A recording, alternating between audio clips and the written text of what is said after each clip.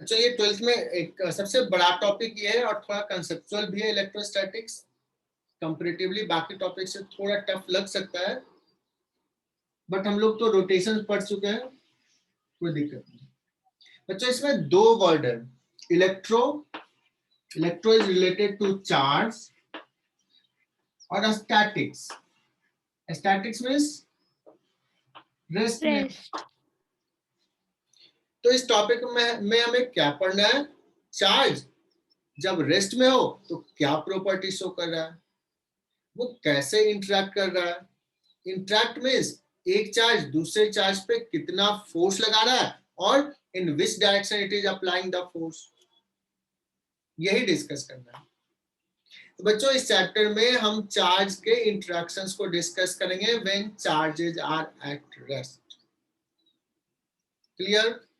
अब कहोगे sir what is charge?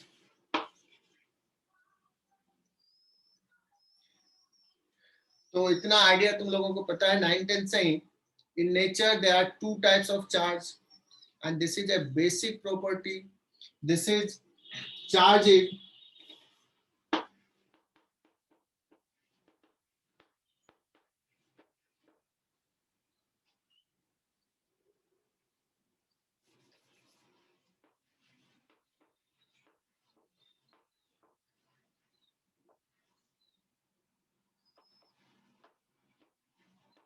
जैसे मास एक बेसिक प्रॉपर्टीज है, बेसिक एट्रीब्यूट है, वैसे ही charge is as fundamental as mass. जैसे मास एग्जिस्ट करता है, मास का जैसा प्रॉपर्टी वैसा है, लेकिन डिफरेंस है बच्चों इसमें। मास का एक ही नेचर का होता है, लेकिन चार्ज दो नेचर का है। इसमें क्या हो जाएगा? पॉजिटिव चार्ज और नेगेटिव चार्ज। कहोगे सर पॉजिटिव नेगेटिव में क्या आता है? कुछ बच्चे सोचते हैं कि एक पे कुछ नेगेटिव काइंड ऑफ थिंग है, ऐसा नहीं है बच्चों। तुम देखते हो, यस जो लिखना है मतलब लिखते जाओ जहां पे लिखा।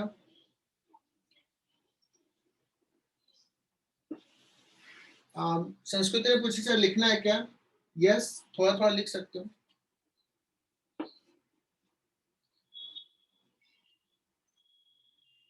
बच्चों तुम लोगों को थोड़ा सा पता है, एग्जाम्पल बताया जाता है कि अगर तुम कॉम करो, मेरे तो हेयर नहीं है, तुम लोग अपने हेयर में कॉम करोगे और उसके बाद छोटे छोटे टुकड़े लो या इनफैक्ट बाल में फिर से ऐसे सटाओ तो क्या होता है? वो कॉम से वो चिपक जाता है। What is the reason?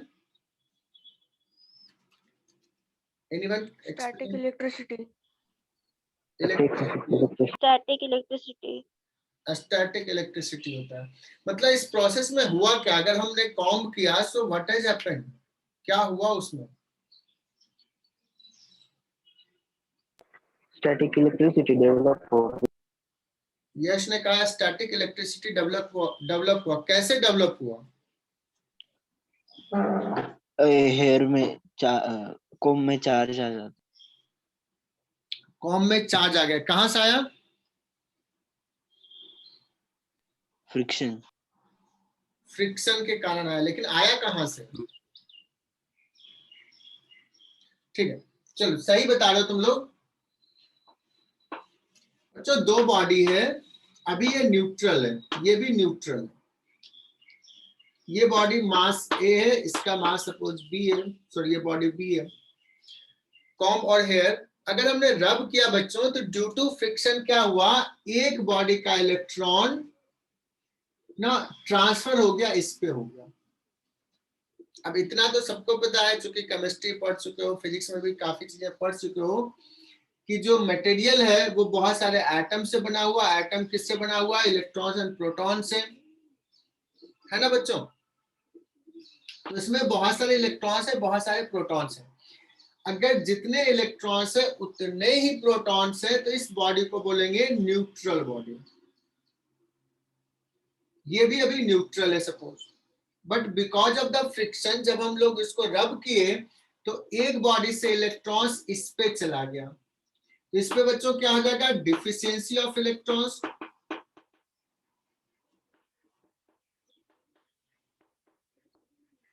और इस पे क्या हो जाएगा बच्चों, एक्सेस ऑफ इलेक्ट्रॉन्स, है ना। और इसी को कहेंगे कि बॉडी चार्ज हो गया है। अब एक कन्वेंशन लिया गया बच्चों कि इसके चार्ज को बोला गया कि इस पे निगेटिव चार्ज है, ये कन्वेंशन लिया गया। और इसके चार्ज को बोला गया इस पे क्या है, पॉजिटिव चार्ज। अब ये दोनों को अगर दूर रखे तो क्या हो जाता है, चिपक जाता है।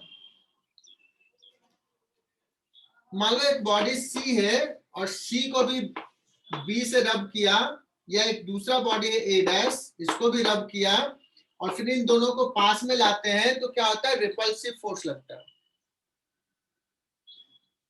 कहने का मतलब कि इस दोनों में रिपल्सिव लग रहा है, दैट मींस ये पता चला कि सिमिलर चार्जेस क्या करते हैं, रिपल्सिव फोर्स लगाते हैं। और ये दोनों को दिखा है, पहले न्यूट्रल था, रब किया तो दोनों अपोजिट नेचर का चार्ज हो गया, और कैसा फोर्स लगा रहा है, अट्रैक्टिव। चलो, तो बात हम यहाँ पे ये कर रहे थे बच्चों कि ऐसा कन्वेंशन लिया गया, और फाइनली तुम लोगों को पता है इलेक्ट्रॉन्स के चार्ज को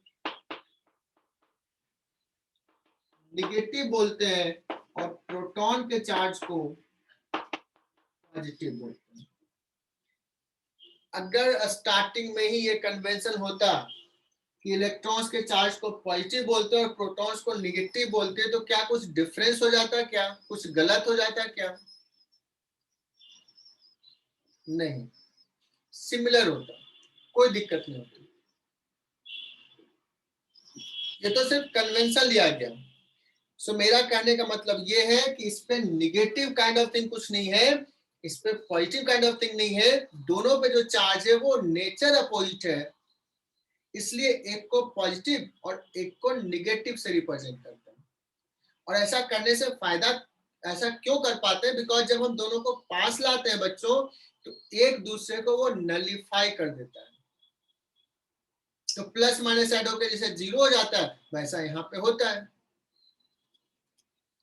तो सबके मन में ये क्लियर हो गया कि अगर हम स्टार्टिंग में ही इलेक्ट्रॉन्स को अगर पॉजिटिव चार्ज कर देते और प्रोटॉन को निगेटिव करते, कोई दिक्कत नहीं होता। देव की क्लियर? Yes sir. ये काइंड ऑफ थिंग ऐसा ही है बच्चों कि अगर तुम्हारा बचपन में नाम कुछ और रखा जाता तो क्या होता, तुम बदल थोड़ी जाते। क्या हर्षल महाजन? Harshal, yes sir. तेरा घर का नाम क्या है? घर का नाम भी हर्षल ही है सर। हर्षल ही है? मम्मी पापा प्यार ही नहीं करते तुझे?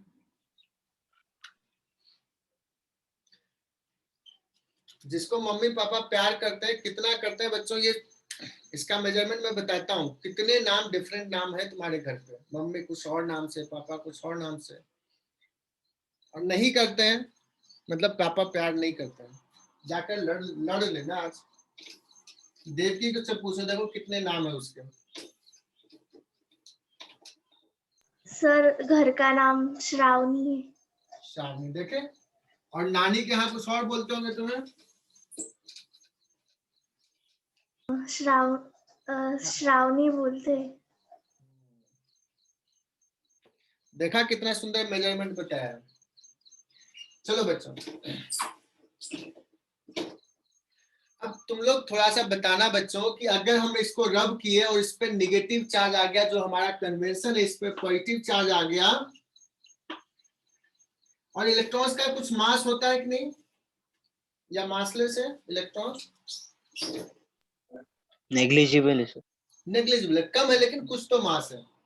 अगर कोई सवाल पूछ दे बच्चों कि इसको हम रब किए और इस पे पॉजिटिव चार्ज आ गया ए पे, तो ए बॉडी जब न्यूट्रल था तो इसका मास इतना था, और ए बॉडी जब पॉजिटिवली चार्ज हो गया है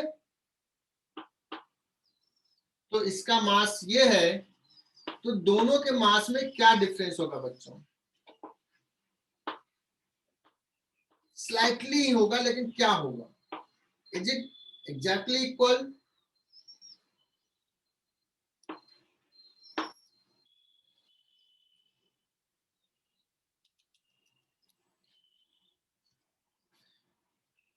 अगर पूछा जाए कि ये दोनों क्या एग्जैक्टली इक्वल है या स्लाइटली कोई ग्रेटर है मास?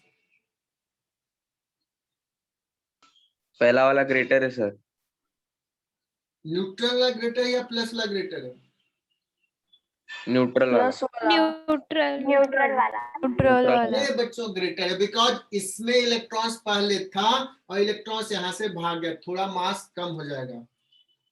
न्यूट्रल का जो है स्लाइटली, लेकिन स्लाइटली ग्रेटर है ना? और इसमें पहले जितना था अब उसमें एक्सेस इलेक्ट्रॉन्स आ गया, एक्स्ट्रा इलेक्ट्रॉन्स आ गया है, तो M B minus is greater, ये भी स्लाइट। ऐसे भी सवाल आ जाते हैं, है ना?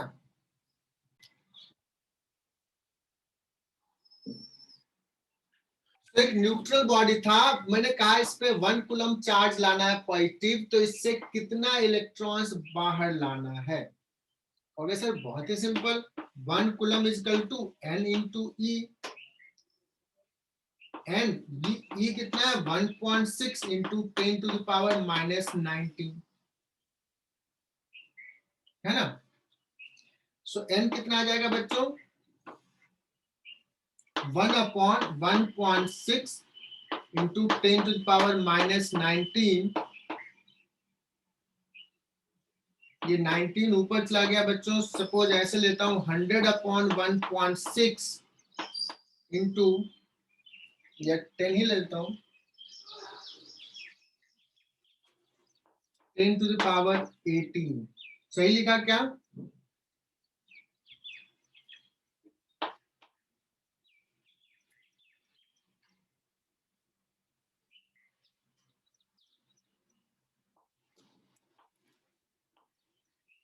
रफली बच्चों इतना हो गया क्या?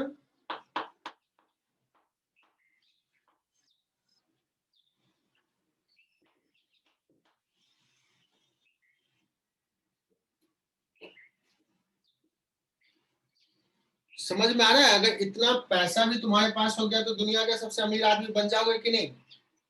1 इलेक्ट्रॉन इज इक्वल टू 1 पैसा।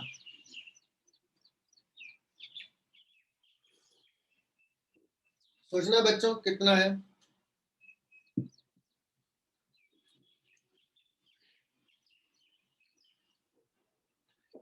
ये बहुत बड़ा नंबर है, मतलब बहुत सारे इलेक्ट्रॉन्स निकालना पड़ेगा। इनफैक्ट मैं ये बताना चाह रहा हूं बच्चों, 1 कूलम जो है ना, this is a big unit, बहुत बड़ा चार्ज है, ठीक है? इसलिए जितने भी सवाल तुम देखोगे ना, वो रहेगा कि 2 माइक्रो कूलम चार्ज दिया रहेगा इस बॉडी पे, इतना चार्ज है, बिकॉज 1 कूलम का चार्ज बहुत बड़ा चार्ज है, ठीक है? या सपोज 5 नैनो कूलम, ये नैनो कितना होता है? 10⁻⁹ मीटर। 10⁻⁻⁹ बहुत बढ़िया। और माइक्रो होता है 10⁻⁻⁶।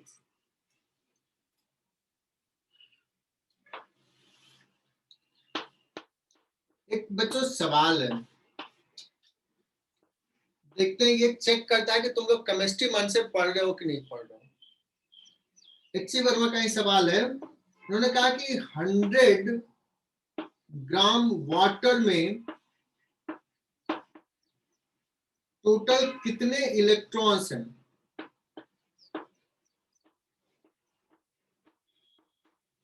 अब ये तो बच्चों प्योरली केमिस्ट्री का सवाल है, और तुम लोग ब्रिलियंट बच्चे हो, केमिस्ट्री में तुम्हें मजा आता है पढ़ने में। 100 ग्राम वाटर में कितने नंबर ऑफ इलेक्ट्रॉन्स है? Can you find this N? यार 100 ग्राम के बाद जगह एक काम करता हूं मैं, 90 ग्राम ले लूं क्या? चलो 90 ग्राम ले लेता हूं।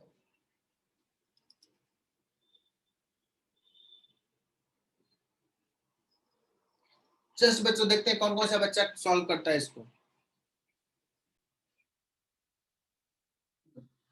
बच्चों यहाँ पे 90 ग्राम वाटर में कितने नंबर ऑफ इलेक्ट्रॉन्स है बच्चों? तो तुम लोगों ने सबने शायद किया होगा कि sir how many number of moles, पहले ये निकाल लेते हैं। 5. तो नंबर ऑफ मोल्स कितना आ जाएगा बच्चों? 90 divided by what is the molecular weight? 18. 5 मोल 18. है ना। एक मॉलिक्यूल्स में 5 मोल्स वाटर मॉलिक्यूल्स, शायद आई थिंक H2O होता है बच्चों। इसमें कितने इलेक्ट्रॉन्स है? O में 8। 8 कितना है? 8 2। और 2 2 10. टोटल 10 इलेक्ट्रॉन्स है बच्चों। एक मोल में एक मॉलिक्यूल्स में 10 इलेक्ट्रॉन्स। तो नंबर ऑफ इलेक्ट्रॉन्स हो जाएगा 5 इंटू Na। इतना नंबर ऑफ मॉलिक्यूल्स हो गया, इतना हो गया। सो 50 इंटू Na कितना होता है? 10 to the power 6 into 10 is 20. 23 20। इतने नंबर ऑफ इलेक्ट्रॉन्स हो गए बच्चों। सो कितना चार्ज है?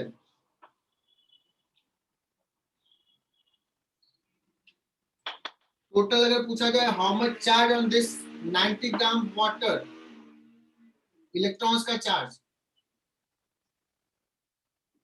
Total charge of electrons 50 into 6.023 into 10 to the power 23 into 1.6 into 10 to the power -19। ये रफली कितना आ जाएगा बच्चों? ये हो जाएगा लगभग 10 और ये हो गया 50 इंटू 10 टू पावर 4 कूलम। 5000 या 5 into 10 to the power 6 coulomb charge.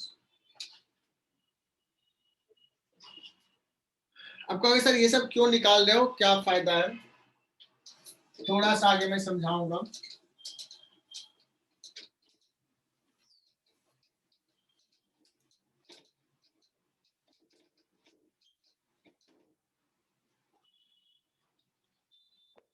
जो थोड़ा सा मैं स्लो ही चल रहा हूं, फिर धीरे धीरे पिकअप पकड़ेंगे।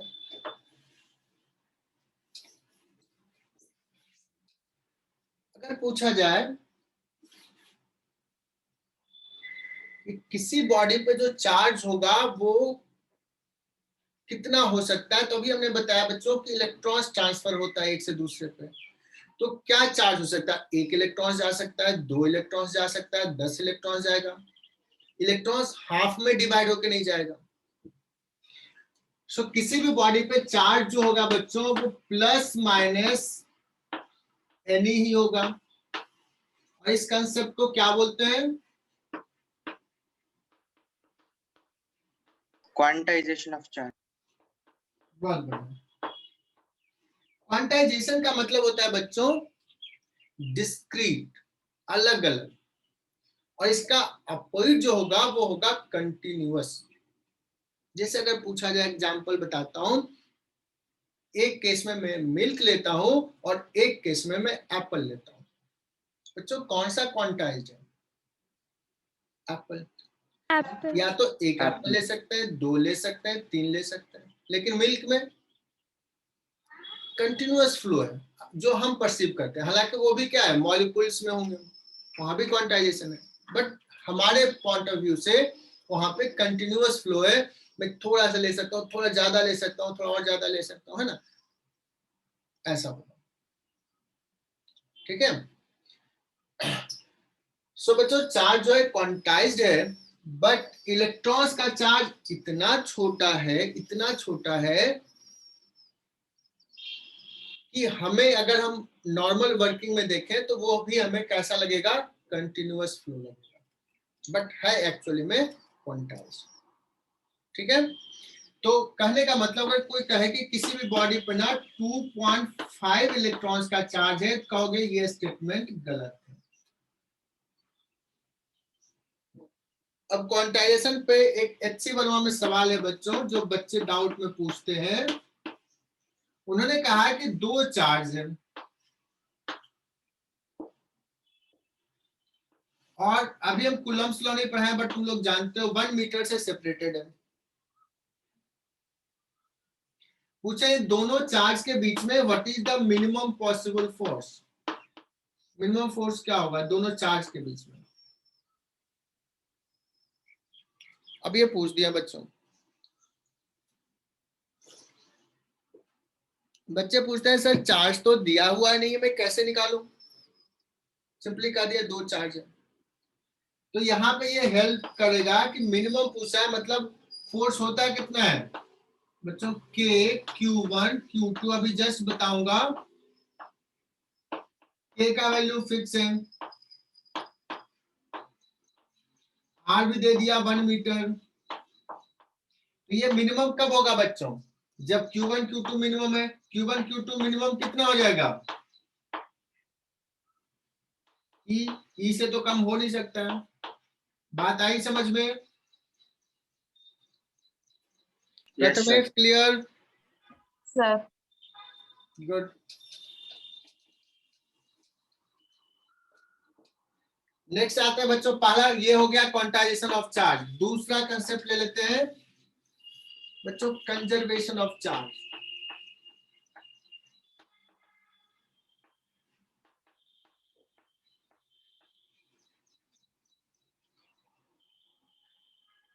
जो यूनिवर्स का टोटल चार्ज कंजर्व है, या कोई आइसोलेटेड सिस्टम है, कहीं और से इंटरेक्शन नहीं है, तो उसमें जितने भी चार्ज है वो कंजर्व है।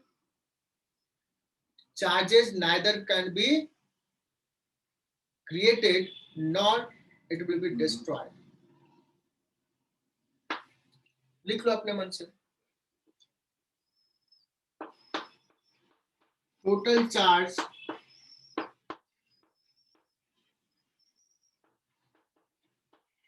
of an isolated system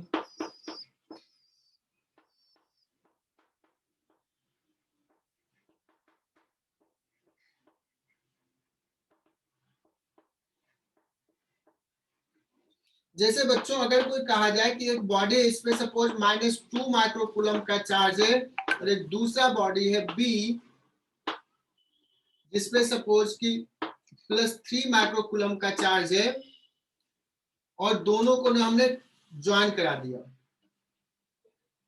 और जब ज्वाइन करा दिया तो टोटल चार्ज इस बॉडी पे क्या हो जाता है, 1 माइक्रोकूलम का आ जाता है। तो क्या कुछ चार्जेस खत्म हो गया, वैनिश हो गया, क्या डिस्ट्रॉय हो गया क्या चार्जेस। तो अगर नहीं सर डिस्ट्रॉय नहीं हो, इसमें है अभी कुछ निगेटिव चार्ज है, कुछ पॉजिटिव चार्ज है, ओवरऑल मुझे अभी दिख रहा है 1 microcoulomb, but charges are not destroyed. Electrons और प्रोटॉन्स मिलकर ऐसा नहीं कि वो खत्म हो गया, दे स्टिल एग्जिस्ट, उसका इंडिपेंडेंट आइडेंटिटी है। आई बात क्लियर समझ में। एक इलेक्ट्रॉन एक प्रोटॉन अलग अलग था, चार्ज है पॉजिटिव चार्ज नेगेटिव चार्ज, पास लाए एक पास लाए, तो ओवरऑल दोनों मिलाकर मुझे दिखता है न्यूट्रल। इसका मतलब नहीं कि चार्जेस खत्म हो गए, चार्जेस अभी भी है।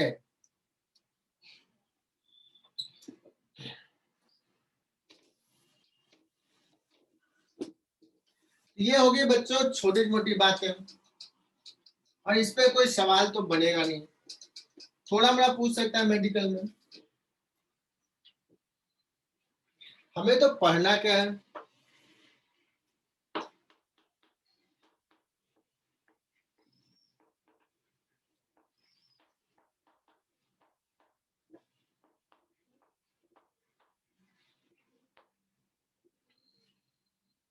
दो चार्ज का इंटरेक्शन या बहुत सारे चार्जेज है उसके इंटरेक्शन, मतलब कितना फोर्स लगा रहा है।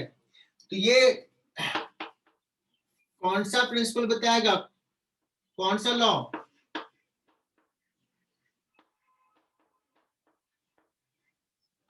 Coulomb's law. कूलम्स ने on the basis of experiment ये डिस्कस किया कि अगर एक चार्ज है Q1, एक दूसरा चार्ज है बच्चों Q2, if it is separated by certain distance r, तो एक चार्ज दूसरे चार्ज पे फोर्स ऑन चार्ज 2/1 जो होगा वो दोनों चार्ज के मैग्नीट्यूड के प्रोपोर्शनल होगा, Q1 Q2 के प्रोपोर्शनल होगा, और जितना ज्यादा डिस्टेंस है फोर्स उतना कम है, inversely proportional to square of the distance. और बच्चों एक प्रोपोर्शनलिटी कांस्टेंट लगता है, that is written as 4 pi epsilon not,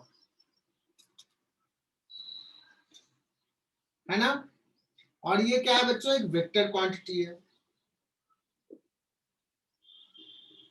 और ये फोर्स किधर लगेगा बच्चों, line joining the two charges के अलोंग लगेगा। If they are similar charge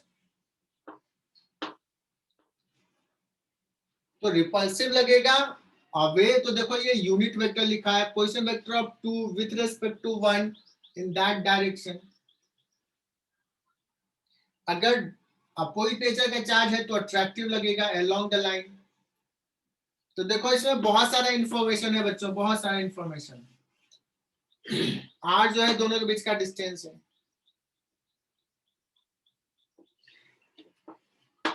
epsilon not को क्या बोलते हैं,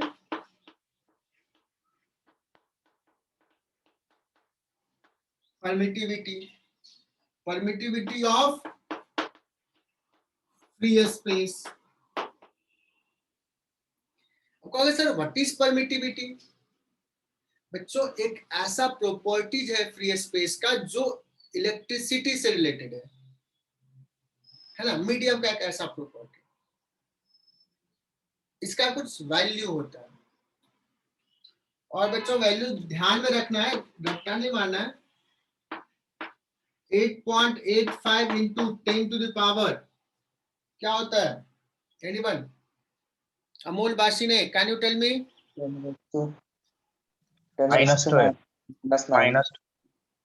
माइनस कितना, 12। हाँ -12। अब कहोगे सर क्या ये याद रखना है क्या।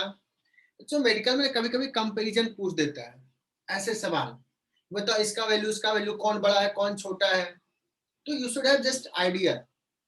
अब हो सकता है कोई बच्चा ना कंफ्यूज कर जाए कि सर यहाँ प्लस होता है कि माइनस होगा, तो ये बड़ा गड़बड़ है। कम से कम इतना ध्यान हो कि इस पे कुछ तो माइनस का कोई बड़ा नंबर होता है।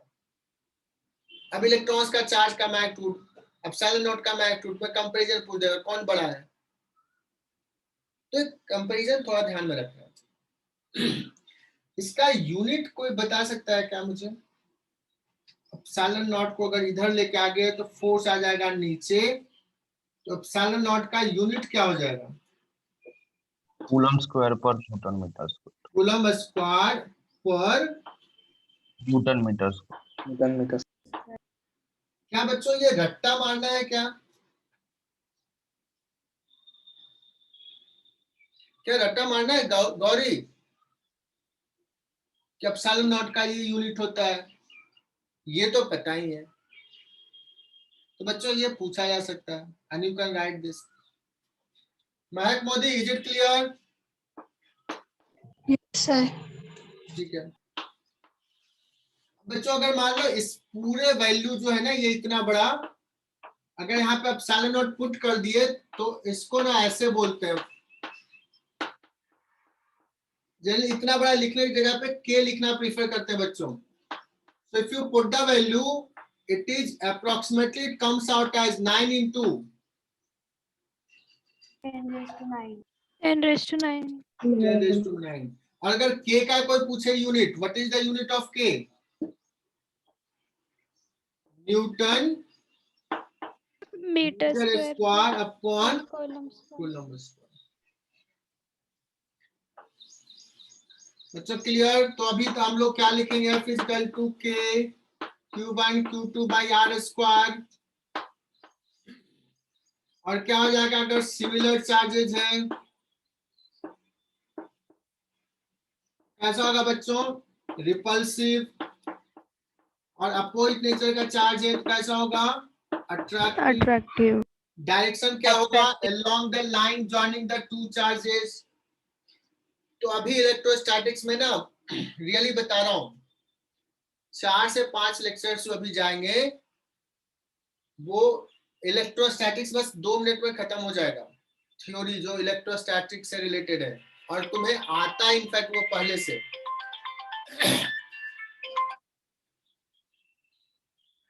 क्या है ना, वेक्टर का यहाँ पे यूज आएगा, तो जो बच्चे वेक्टर नहीं देखे हैं तो वो वेक्टर एक बार देख लेना, लेकिन बहुत ज्यादा यूज नहीं आएगा।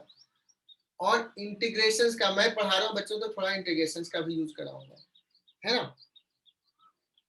तो बच्चों ध्यान से सुना, एक छोटा सा सवाल लेते हैं। एक चार्ज है Q1 जिसका वैल्यू है सपोज 2 माइक्रोकूलम। एक चार्ज है बच्चों Q2 जिसका वैल्यू है 5 माइक्रोकूलम, और ये डिस्टेंस सेपरेटेड है suppose 10 centimetre. Can you find कि एक चार्ज दूसरे चार्ज पे कितना फोर्स लगा रहा है? कैलकुलेट करो फटाफट, दुनिया का सबसे आसान सा सवाल।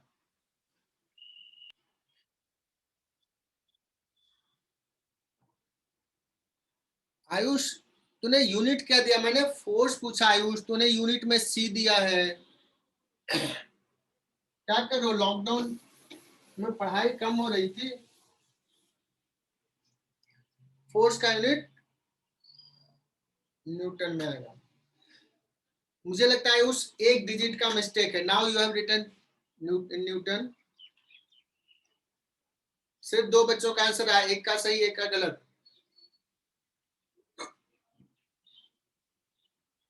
बाकी बच्चे भी मैसेज करें।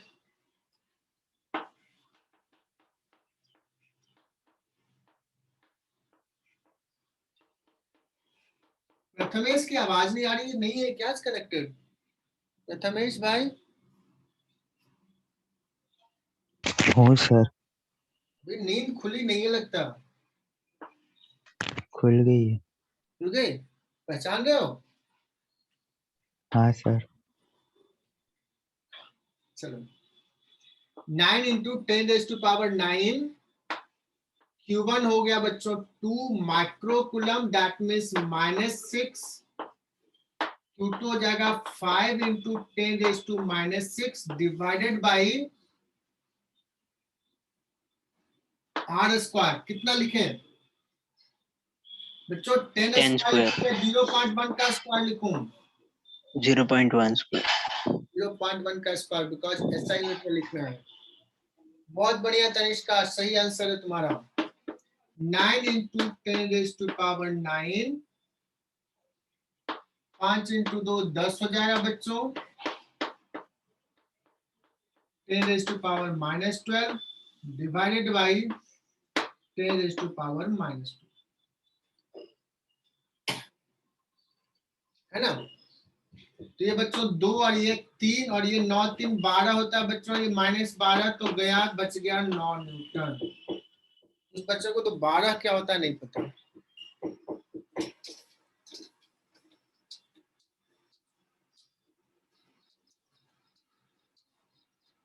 Nine Newton is the correct answer.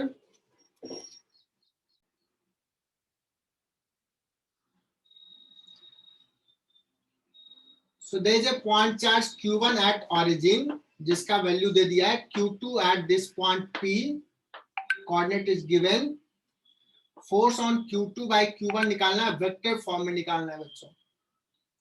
मैंने पूछा है कि can you right unit vector in that direction? Okay sir, बहुत सिंपल सा है। यूनिट वेक्टर कैसा हो जाएगा? ये हो जाएगा बच्चों 3i कैप 4j कैप। लेकिन यूनिट वेक्टर कैसे निकालते हैं? डिवाइडेड बाई, इससे मैं पूछूं, डिवाइडेड बाई रिया को थाबड़े, 5 divided by 5 5 magnitude of the vector. ये हो गया यूनिट वेक्टर।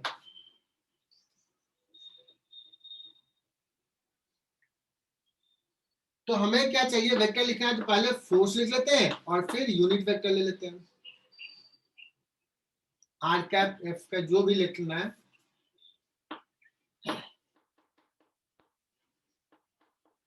पहले तो मैग्नीट्यूड में अलग से निकाल लेता हूं बच्चों। मैग्नीट्यूड क्या हो जाएगा? के 9 into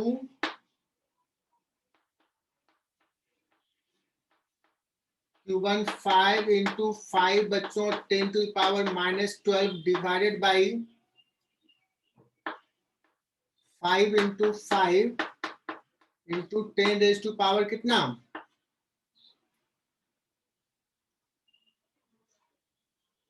-4 I think. 5 centimetre 5 centimetre ये हो जाएगा बच्चों 5 सेंटीमीटर. सो ये हो जाएगा आई थिंक 90 न्यूटन, अगर सही लिख रहा हूं तो.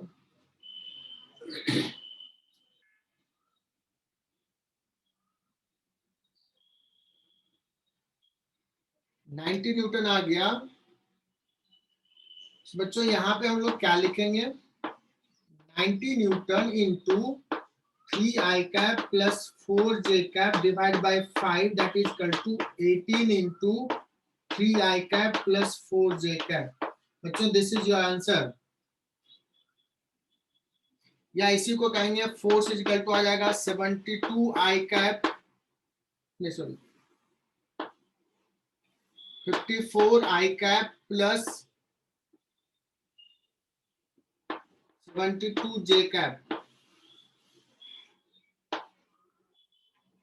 ऐसे भी सवाल रहेंगे बच्चों, इसको लिखने आना चाहिए.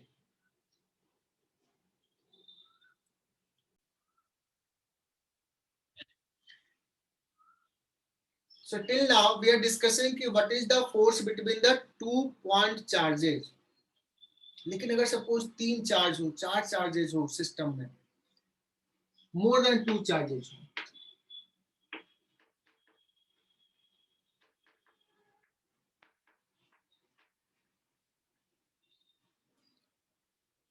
तो इस पर्टिकुलर पॉइंट पे कितना फोर्स लगेगा?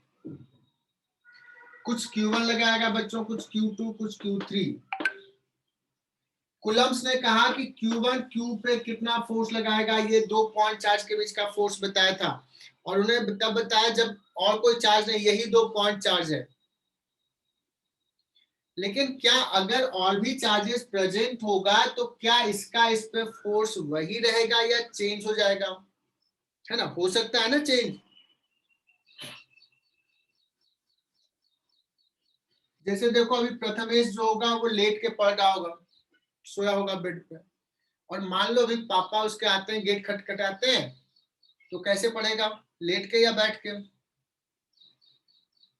प्रथमेश बैठ के। बैठ जाएगा. मतलब वहां पे पापा हैं तो उसकी एक्टिविटी कुछ और है, और नहीं है तो कुछ और एक्टिविटी है. कुछ बच्चे अभी जिसे देख रहे हैं, कुछ बच्चे मेरा स्क्रीन देख रहे होंगे, और कुछ बच्चे ऐसे भी होंगे जो कुछ और यूट्यूब पे देख रहे होंगे मूवी ये सब. गेट खटखटाया जाएगा तो फिर स्क्रीन अल्ट टैब मार देंगे. तो बच्चों तुम लोगों का जो एक्टिविटी है दैट डिपेंड्स कि सराउंडिंग में क्या है. होता है कि नहीं? देखा जाए तो बहुत सारे बच्चे बाथरूम में बहुत अच्छे से गाना गा लेते हैं, लेकिन उसको अगर स्टेज पे कहा जाए या 5 लोगों के सामने कहा जाए तो उतने अच्छे से उतने सुर ताल में गाते हैं क्या बच्चों?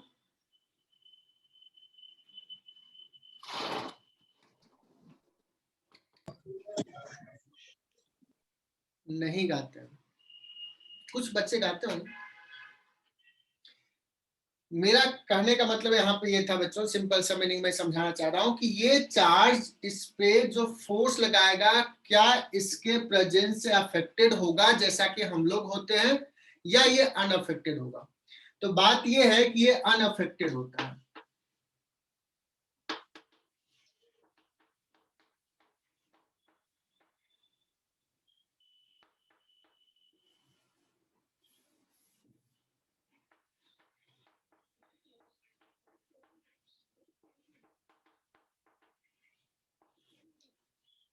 बच्चों इसको बोलते हैं प्रिंसिपल ऑफ सुपरपोजिशन, इस कंसेप्ट को. तो मैं एक बार बता रहा हूं, हालांकि कॉमन सेंस से तुम लोग नहीं भी बताते तब भी कियोगे. बच्चों प्रिंसिपल ऑफ सुपरपोजिशन क्या कहता है सुनना. It has 2 statement. स्टेटमेंट 1, किस क्यू चार्ज पे जो Q1 फोर्स लगा रहा है that will be unaffected of presence of other charges. लिख लो।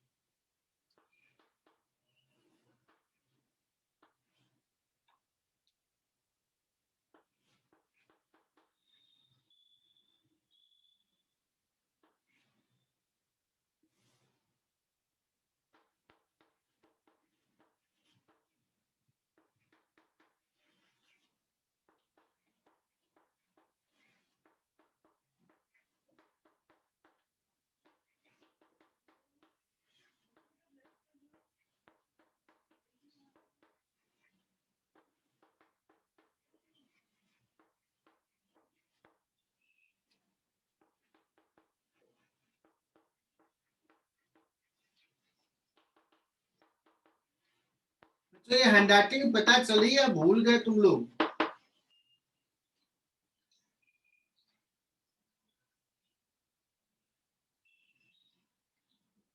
Force of any one charge, let's Q, कोई भी चार्ज ले लिए, by any other charge, let's Q1 will be unaffected of presence of other charges in the surrounding.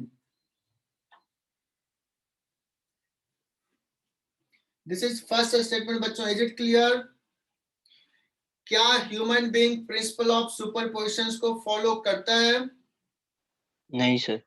नहीं No, करता, sir. लेकिन charges करता है बच्चों। चार्ज डरता नहीं है किसी से, बहुत ईमानदार है, सामने भी वही करेगा और पीछे भी वही करेगा, है ना।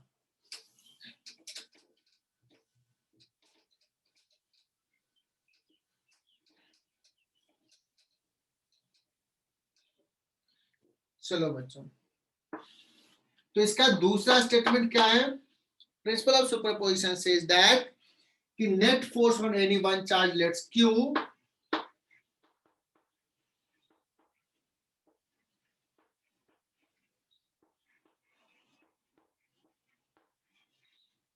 जस्ट एग्जांपल के ले रहा हूं। For example let Q will be vector summation of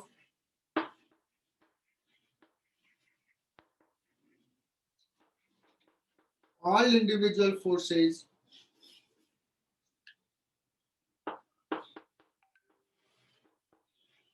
vector summation of forces applied by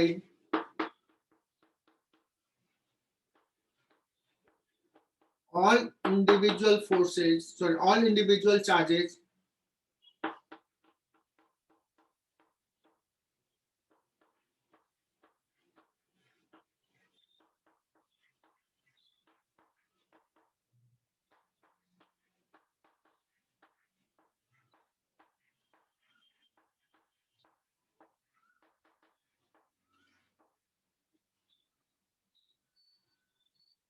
देखो ये 5 मिनट लग जाता है पढ़ाने में, 10 मिनट, बट चलो ये लाइफ टाइम है कि ये चीज होता है। हालांकि बहुत सारे टीचर्स या जनरली ये बताते नहीं, बिना बोले यही काम करते हैं, बट मैंने ये बोल दिया।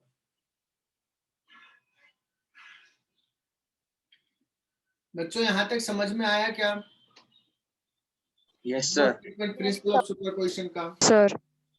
charges follows principle of superposition, we don't follow principle of superposition. अब देखो बच्चों, रियली बताता हूं, इलेक्ट्रोस्टैटिक चैप्टर तो हो गया खत्म, यही तो थ्योरी है मेरे। हमें निकालना था दो चार्जेस के बीच में फोर्स इंटरेक्शन, यही हमने कहा था, हमारा एम यही था। और कूलम साहब ने कह दिया कि 2 पॉइंट चार्ज के बीच में कितना फोर्स लगेगा, कूलम्स लॉ आ गया। प्रिंसिपल ऑफ सुपरपोजिशन बता दिया कि अगर बहुत सारे चार्जेस हैं तो एक चार्ज दूसरे पे जो फोर्स लगा रहा है वो कूलम्स लॉ से तुम लिख सकते हो, वो अदर चार्जेस से अनअफेक्टेड है। और नेट निकालना है तो सबका समेशन कर दो। बट अब कितने भी चार्ज है सिस्टम में, नेट फोर्स किसी पे निकालना है, यही करेंगे। तो बाई थ्योरी तो कूलम्ब्स खत्म हो गया इलेक्ट्रोस्टैटिक्स। और ये मेरा स्टेटमेंट नहीं है बच्चों, ये बड़ा अच्छा सा एक बुक है जो मैं आईआईटी में पढ़ा था, ग्रिफिथ नाम का, बड़ा अच्छा बुक है इलेक्ट्रोस्टैटिक्स का, उसका स्टेटमेंट बता रहा हूँ। यही दो चीज उन्होंने लिखा और कहा इलेक्ट्रोस्टैटिक, हो गया फिनिश। लेकिन इसी को और सिंपल वे में कैसे हम देख सकते हैं, क्योंकि वेक्टर समेशन करना ऐसे आसान थोड़ी है, 10 20 40 50 इनफाइनाइट नंबर ऑफ चार्जेस है, तो कैसे करेंगे? तो हम लोग उसी का trick, technique and different way of representation ये सब डिस्कस करेंगे। तो कोई परेशान मत होना कि सही में खत्म हो गया, तो अभी पढ़ना तो बहुत सही चीज है। तो बच्चों आज आते हैं एक छोटा सा सवाल। एक बच्चों है क्यू चार्ज, एक और चार्ज है क्यू, यह है माइनस क्यू और यहाँ पे है plus Q charge. This distance is 2a और this distance is a।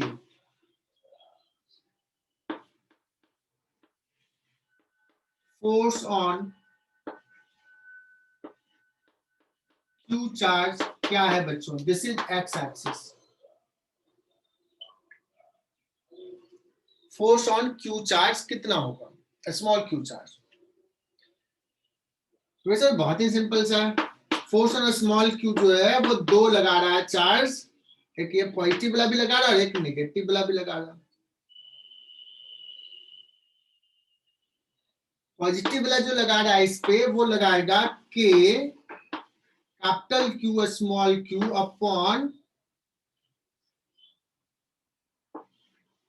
3a का whole square and this is I cap.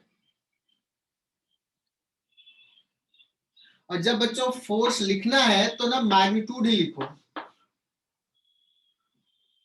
दूसरा में लगाएगा बच्चों के, ये है माइनस क्यू बट लिखो क्यू है, के क्यू स्मॉल क्यू अपॉन ये डिस्टेंस कितना है ए स्क्वायर। लेकिन बच्चों ये अपोजिट नेचर का है तो डायरेक्शंस किधर हो जाएगा? इधर। क्या लिखूं? माइनस आई कैप। अब कुछ बच्चे क्या गलती करते हैं, ये यहाँ पे चार्ज भी लिख लेते हैं माइनस क्यू और डायरेक्शन भी लिख लेते हैं माइनस आई कैप, तो वो हो जाता है फाइनली -1 मार्क्स। आई बात समझ में बच्चों? ये कितना सिंपल सा हो जाएगा बच्चों, के Q small Q upon 9a square common ले लो तो बच जाएगा यहाँ पे 1 माइनस 9 हो जाएगा इतना आई कैप -8/9 के Q square upon sorry Q small Q A square minus I cap, minus हटाता हूं माइनस आई कैप ऐसे।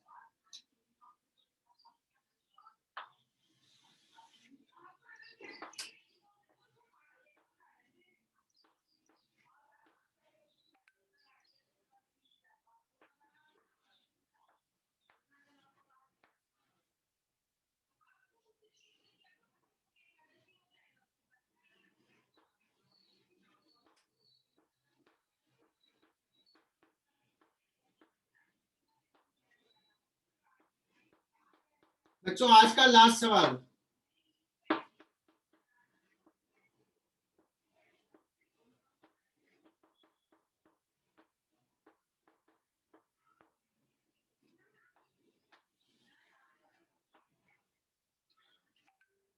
ये सवाल आज कर लो। आज का लास्ट सवाल ये देखो, 3 4 बच्चे निकल भी गए। 9 बजे का टाइम हो गया क्या?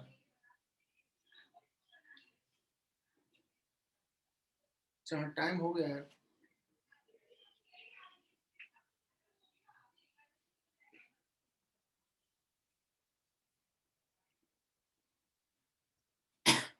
ये आई थिंक सबको क्लियर, ये मैं टिक कर रहा हूं। बच्चों दो चार्ज है, इसके बीच में कहीं पे एक चार्ज रखा है, दोनों पॉजिटिव चार्ज है, ये भी पॉजिटिव चार्ज है।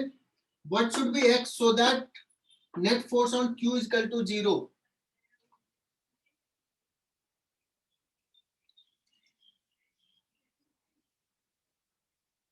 तो सर ये Q1 जो है उस पर फोर्स इधर लगाएगा F1 और ये Q2 जो है इस पे फोर्स इधर लगाएगा F2, डायरेक्शन हमने देख लिया अपोजिट, नेट फोर्स 0 होने के लिए क्या होना चाहिए, F1 is equal to F2 होना चाहिए।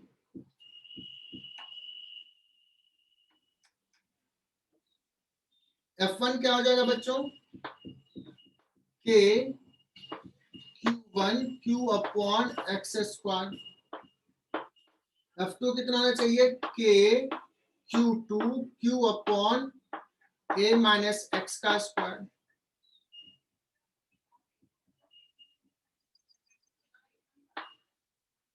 A minus x upon x, देखते हैं कितने बच्चे इसको सॉल्व कर पाते हैं। Is it Q2 by Q1,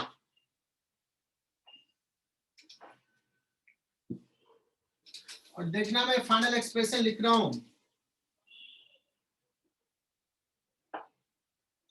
A by x minus 1 that is equal to root Q2 by Q1, x is equal to आ जाएगा A अपॉन, इधर जाके प्लस हो जाएगा 1 प्लस रूट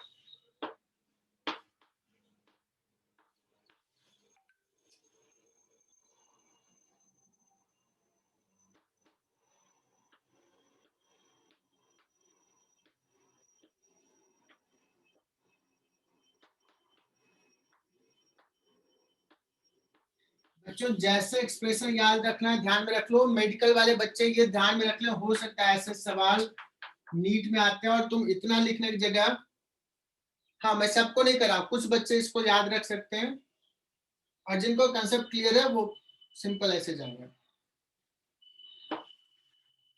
बच्चों सवाल ऐसे आ सकता है कि बच्चों 9Q का चार्ज है और एक 4Q का चार्ज है, और ये डिस्टेंस जो है सेपरेशन सपोज 12 सेंटीमीटर है। पूछा जाए कि 9Q से कितना डिस्टेंस पे हम एक चार्ज रखें Q, so that it will experience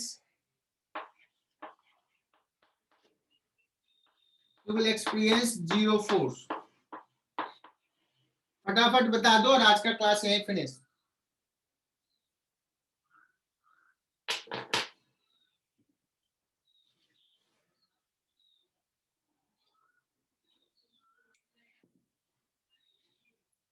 बच्चों सिर्फ फॉर्मूला याद रखने से काम नहीं होगा।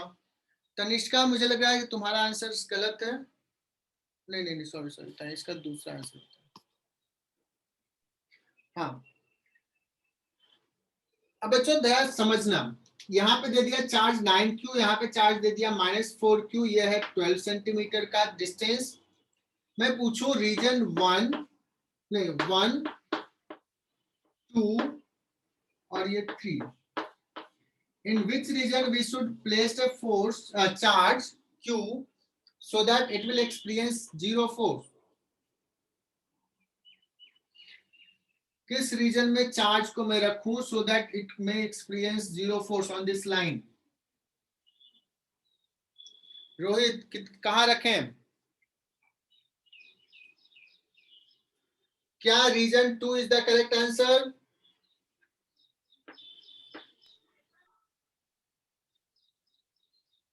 No. नो, बिकॉज देखो ये पॉजिटिव सपोज, तो इसका है फोर्स रिपल्सिव और ये भी अट्रैक्टिव, मतलब इधर ही ये अट्रैक्ट करेगा, अपोजिट नेचर का हो जाएगा। बच्चों इधर तो आएगा नहीं, दोनों का फोर्स का डायरेक्शन सेम है, 3 तो ये रीजन गलत। आते हैं इस रीजन में बच्चों, ये बात सही है कि ये फोर्स लगाएगा रिपल्सिव इधर और ये फोर्स लगाएगा इधर, अपोजिट डायरेक्शन में तो है। क्या ये करेक्ट ऑप्शन हो सकता है? नो। प्रथमेश, क्या ये करेक्ट ऑप्शन हो सकता है?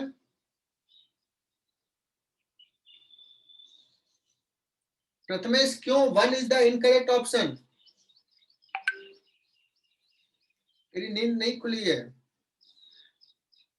सर वो दोनों का चार्ज बैलेंस नहीं ना होगा, मतलब हाँ, क्योंकि कोई भी डिस्टेंस x लेंगे यहाँ पे 9q का फोर्स तो सर्टेनली ज्यादा होगा कंपेयर टू 4q, बिकॉज इसका मैग्नीट्यूड कम है और डिस्टेंस ज्यादा है।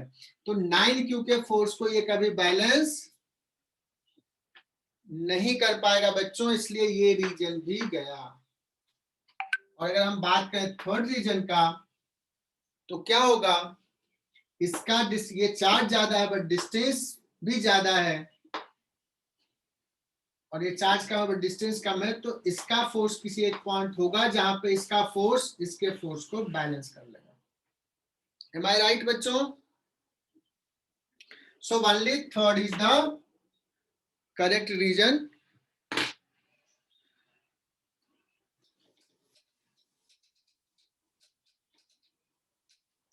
अदिति क्लियर ये सवाल लास्ट वाला? अदिति? Yes, sir.